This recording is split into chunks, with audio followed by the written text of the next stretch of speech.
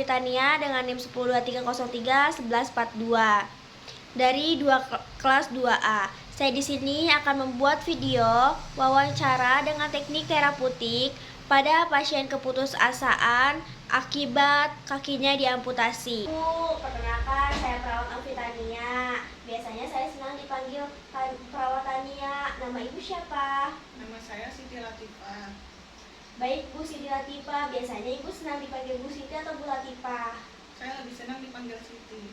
Baik Bu Siti, jadi kedatangan saya di sini saya akan membantu ibu menyelesaikan masalah ibu. Bagaimana perasaan ibu hari ini? Saya merasa sedih dan putus asa. Baik Ibu, bagaimana kalau kita berbincang-bincang tentang rasa sedih dan putus asa yang ibu rasakan saat ini? Boleh, Sus? Oke, menurut ibu bagaimana enaknya kita berbincang-bincang? Di sini saja, Sus. Oke, kita berbincang-bincang selama 15-20 menit ya Bu ya. Apakah Ibu bersedia? Ya, saya bersedia. Baik Ibu, boleh Ibu ceritakan kepada saya perasaan sedih dan putus asa yang Ibu rasakan saat ini? Saya merasa sedih setelah kecelakaan, kaki saya harus diamputasi. Saya sekarang hanya bisa berbaring. Saya merasa tidak percaya diri dan tidak berguna. Oke Ibu, saya bisa memahami perasaan yang Ibu rasakan. Sudah berapa lama perasaan itu Ibu rasakan? Dari sejak awal kaki saya diamputasi. Bagaimana dukungan keluarga setelah mengetahui kecelakaan yang Ibu alami? Keluarga saya mendukung dan merawat saya, tapi saya merasa malu karena tidak bisa berjalan dan harus terus dibantu. Oke, bagaimana ketika Ibu sedih, apa yang biasanya Ibu lakukan? Saya hanya diam dan menunggu. Oke Ibu, kalau boleh saya simpulkan, saat ini Ibu sedang mengalami gejala yang disebut dengan keputusasaan. Keputusasaan adalah di mana ketika seseorang merasa tidak ada pilihan lain lagi untuk menyelesaikan masalahnya, walaupun sebenarnya ia memiliki kemampuan untuk menyelesaikan masalahnya. Ibu, bagaimana kalau saya memberitahukan cara yang baik untuk menyelesaikan masalah? Iya, boleh. Ibu, ada beberapa cara yang bisa Ibu lakukan.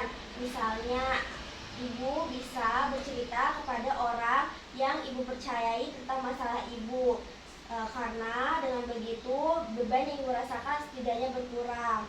Selain itu, Ibu bisa mengingat kembali kemampuan dan hal positif apa yang pernah Ibu lakukan dulu. Nah, coba sekarang Ibu ingat-ingat kembali hal positif apa yang dulu Ibu pernah lakukan. Dulu saya hobi memasak banyak hal, tapi sekarang rasanya saya sudah tidak mampu. Wah, ternyata Ibu senang memasak ya Bu ya. Ibu masih bisa memanfaatkan hobi Ibu dengan cara Ibu masih bisa menuliskan menu yang Ibu miliki, dan Ibu juga masih bisa menulis tata cara memasak yang baik dan enak ya Bu ya. Nah, mulai sekarang Ibu bisa membuat daftar kemampuan lainnya yang Ibu miliki sebanyak-banyaknya. Karena hal ini bisa membangkitkan rasa semangat dan harapan Ibu untuk kembali menjalani kehidupan. Nah, walaupun Ibu tidak bisa melakukannya sendiri, tapi Ibu masih bisa membagikan atau mengajarkan kepada orang lain. Itu bisa membuktikan bahwa Ibu memiliki kemampuan yang bermanfaat bagi diri Ibu sendiri maupun orang lain. Baik, Sus, saya akan coba. Oke Ibu, bagus sekali kalau Ibu mau mencobanya. Oke, bagaimana perasaan Ibu setelah kita berbincang-bincang tentang perasaan Ibu saat ini? Sekarang saya merasa lebih lega dan termotivasi. Oke, boleh Ibu sebutkan kembali rencana apa yang akan Ibu lakukan setelah kita berbincang kali ini? Saya akan mencoba saran yang diberikan tadi dan akan mencoba beberapa hal positif lainnya. Oke, bagus Ibu. Ibu sudah berani mencoba ya Bu ya.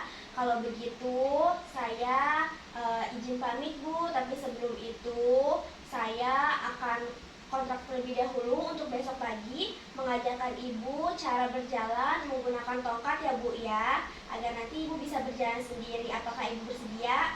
Iya, saya bersedia. Oke, kalau begitu saya pamit ya Bu ya. The next day. Selamat pagi Ibu, masih ingat dengan saya? Perawat Tania. Iya, betul sekali Ibu, saya perawat Tania. Jadi sesuai yang saya janjikan kemarin, saya datang lagi ke sini untuk melakukan kegiatan positif bersama Ibu.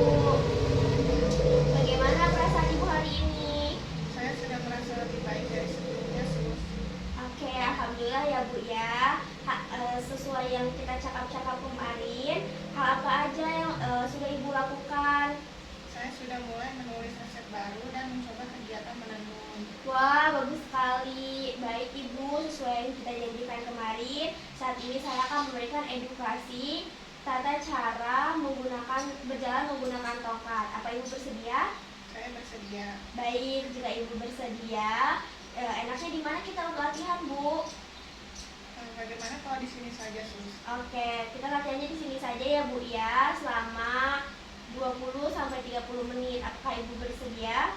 Saya bersedia, Sus. Oke Ibu, saat ini saya akan memberikan edukasi bagaimana cara berjalan menggunakan tongkat ya Bu ya. Karena saat ini Ibu masih belum diperbolehkan oleh dokter untuk mencoba berjalan menggunakan tongkat. Jadi kita berikan edukasi terlebih dahulu saja ya Bu ya.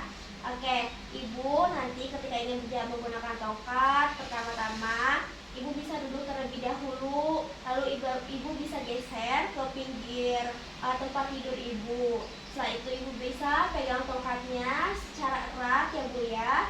Setelah itu Ibu bisa berdiri perlahan-lahan dan pastikan ibunya sudah dalam keadaan seimbang dan aman ya, merasa aman ya Bu ya. Nah jika Ibu sudah merasa aman dan seimbang, Ibu bisa berjalan perlahan-lahan. Nah, Pak Ibu mengerti yang saya edukasikan? Saya mengerti, Sus. Oke, alhamdulillah ya Bu ya sudah mengerti. Apakah ada yang ingin Ibu tanyakan terlebih dahulu? Tidak ada. Baik, tidak ada ya Bu ya. Alhamdulillah Ibu sudah paham ya Bu ya. Bagaimana perasaan Ibu setelah saya melakukan edukasi kali ini? Saya senang, Sus. Nanti saya akan mencoba mempraktikannya. Wah, bagus sekali Ibu. Sesuai janji kemarin kita sudah melakukan kegiatan positif selama 20 sampai 30 menit ya Bu ya. Baik, sekarang Ibu bisa melakukan hal positif lainnya. Nah, nanti besok kita akan mencoba kegiatan positif lainnya ya Bu ya. Apakah Ibu bersedia? Saya bersedia, Sus. Oke, kalau Ibu bersedia, nanti saya akan kembali besok di jam 9 pagi ya Bu ya. Kalau begitu, saya pamit terlebih dahulu. Assalamualaikum.